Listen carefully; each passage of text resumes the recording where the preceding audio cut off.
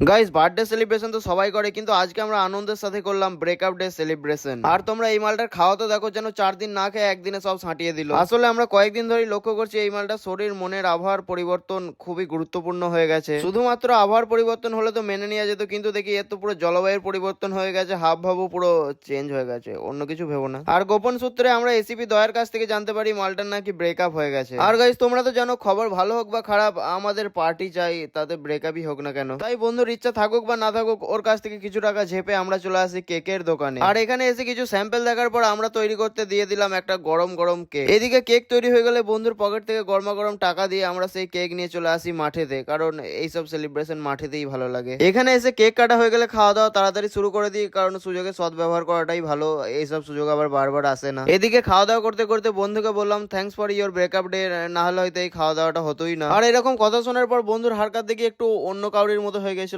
না তোমরা আবার এটাকে ভেবো না। মজাক সে হাটকে সেদিন আমরা খাওয়া দাওয়ার সাথে সাথে প্রচুর মজা করেছিলাম, যেটা তোমাদেরকে শেয়ার করতে পারলাম না। যাই হোক, বাই বাই, আজকের জন্য এতটাই। দেখা হচ্ছে আবার অন্য কোনো ভ্লগে।